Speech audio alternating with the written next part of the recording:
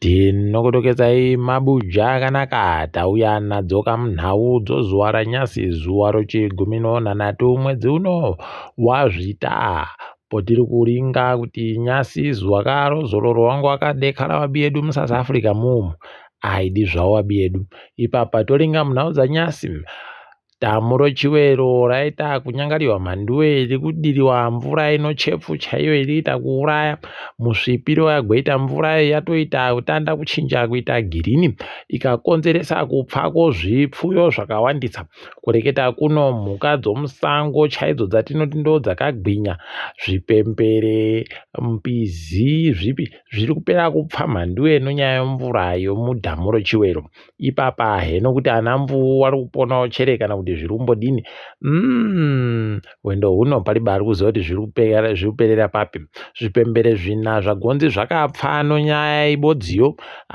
zvaita kuhwadza pasi rese chaipo kuti wakomana kohokona kusiya zvinhu zviita kutaikira kudari imwe muripo vanhu wana Jacob Mafume waridzi weguta roHarare paribe chavari kureketa paribe chavari kuita unobva waita kuona kuti idi zvakaita kuoma chaiko rekai tirambe hedu takazviringa kuti zvinoperera kupi wamunangarwa pawangu wari kuguta roBulawayo nozuro waribe kusvika kana kuda kutenesa motika dzawo kuti wasvike kunyahwa yaiye nokuikiwa kwaperekezera mupoko kwaikiwa kupurazi kwache ndipo unotoona kuti wakahwadziwa fani nokuramba kwache kuikiwa pamuzinda woiwo magamba oZANU-PF rekai tigozviona kuti zvinoperera papi asi zvinonakidza kuringa izvi. Jacob Mafume nyasi aratidza kuti anoda fani kugara kwemasimba watungamiri kuya ipapa anga aripo achiita kuti wakuru oguta kusanganisira mapurisa oguta nevamwe waite kufora mhanduwe wachimutenderedza nokamotika kokudharadhara unobva wanatsa kuona kuti ari kuita kuzvimwa chaiko heno mabuja ipapa anga ari kuti kwai ndiri kubatidza maraiti anoseenzesiwa kunakisa nzvimbo nguva ino yokirina masimu aidi zvaanosimbirira unobva waita kuona kuti pakaita kunyangariwa ipapa kusimbirira chekudari nhandare yerufaro yaagoimbisa macheya aribe kupera kuisiwa heno kuti asvika papi akaisiwayo nekuti wari kureketa baka wari kushaya nokunyara pakare kuti nokuita ruzha kwagoita wooneka pakare paribe chawaita achisvino zvina zvaita kunyadzisa.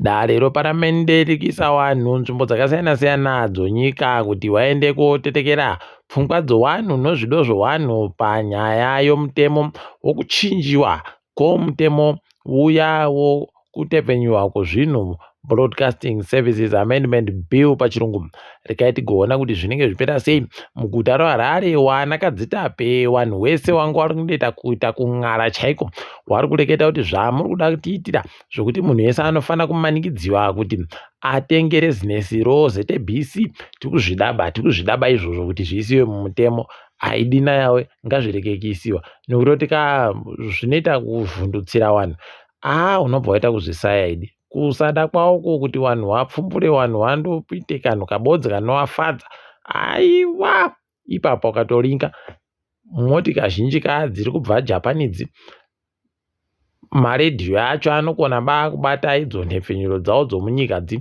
kunondomanikidziwa basi kunzi kwai tenga basi rezinesi iwe uribe unobva waita kuona kuti idi vanhu ava waita kugara vachiti jairira nguva refu rekai tione kuti zvinoperera papi.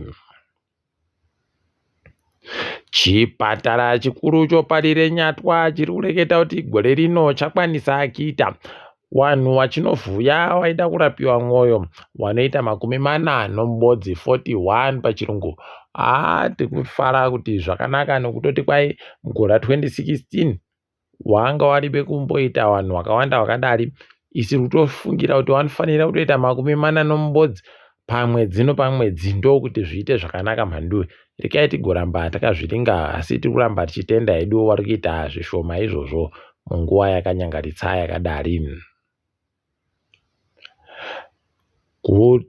kuparadzika kwonyaya zvinhu zvokurapisa pokare kwese kwokurapiwa kuti kuribe tusvinu turi kuitika kwaita kuti vanhu vazhinji vabenhuke kuenda pasi chigare chaiko kwokuseenzesa midzi nomakwati kuti warapane.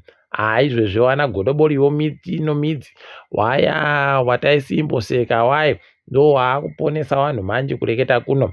Wamwe vanhu waakutopika nokubheja naiwawo kuti inini ndichaita zvekuenda kuchipatara chandarwadziwa nacho chese kubvira kuzino kusvikira kumudumbu kusvikira kushuka kana iyo BP yakati kuuyai kwai ndinondoenda ipapo kune iyo godobori handikanyandisira ondikhaira zvoita zvakanaka.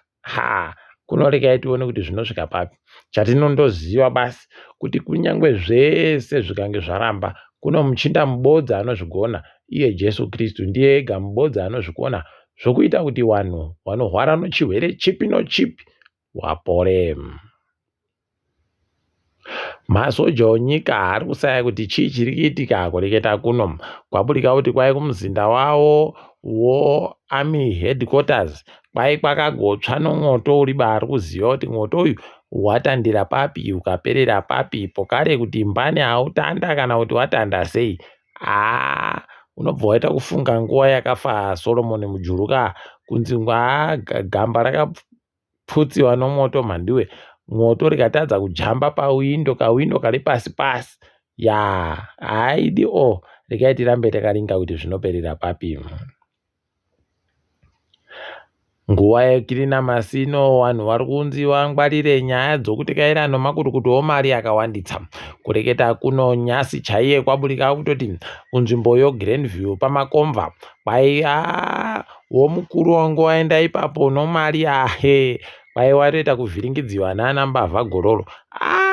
Mabuja idi zvakaita kuoma. Rekai tigoramba takazviringa kuona kuti zvinoperera kupi. Kana chiri chokwadi ichi rekai tioneka vanonzi vaya vanobhura vanhu kusvikira vareketa nezvavari bekuita kuti vachazviita chere kuti paburike kuti mari iyo yakaisiwepi.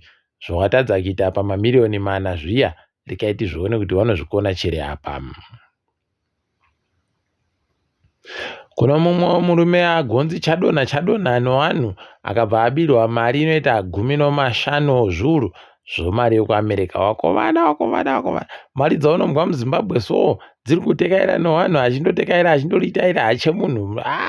Pakaita kunyangariwa ndopaunotoona kutoti aiwa dai wakuru wenyika wainyara. Ndo zvinhu zvinofanira kuita kuti wanyare izvi kuti wakomana munhu anosaridza kutekaira nomari makutukutu chaiwo kuita zvokuti aise mari kubhengi anotosarudza kutekaira nayo akaisa kubhengi inojiwa paanoda kuimora paye yojiwa, paanenge akaendoichengetewa yojiwa, pese inotojiwa kuti iingidzire zvainofanira kuita. Pakaoma chaipo. Rekai tigoramba hedu takazviringa. Dhamu rokaribha kureketa kuno kwai raakukorobhiwa manje pasi chaipo kureketa kuno kwai mvura yekuseenzesa magetsi yasara zvikamu 2 2.8% pachirungu. Pakanyangara apo. Rekai tirambe takazviringa hedu kwazvinoperera. Tendai biti yagoreketa yakati wakomana nyika yedu iri kuita kumoriwa mhanduwe paipa panyaya yomutapa iya inyaya yekuti waida kuti makambani ese ehurumende apinde pasi pomanja yawo waaise muhapwa dzawo chaimo kuti vagoafunidza vachiita zvavanoda hawo. Ende ndo zvavari kuita nokuti murume mubodzi ndiye anenge aine mvumo yekuita zvese nozvese pamakambani ese ehurumende.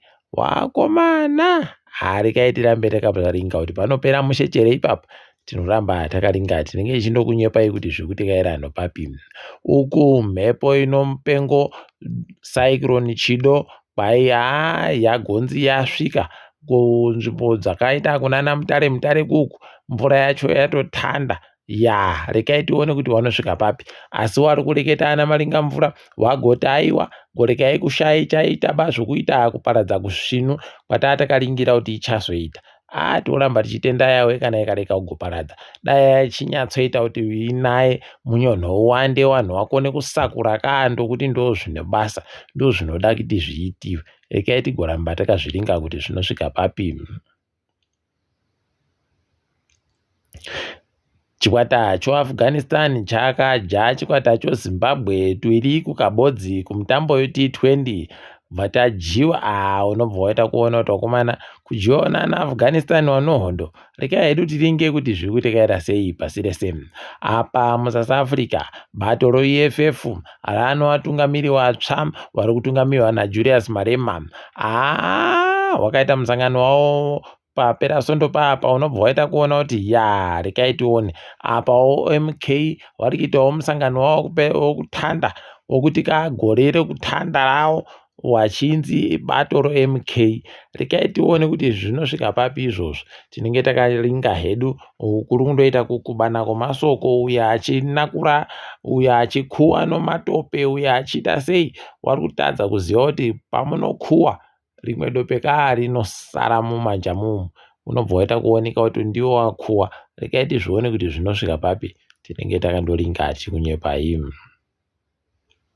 Mozambique zvezvizvi vakushaya kuti woita sei nokutoti dhamu ravo rokabhora bhasa riya anogosenzesa kuti panaro magetsi kana kuendesa magetsi kuSouth Africa. Kwairaita kuomehawo futi mhanduwe mvura irimo imomo yadzika kwokutanda kumakore 3 zvokutoti yasvika zvikamu 26 basi.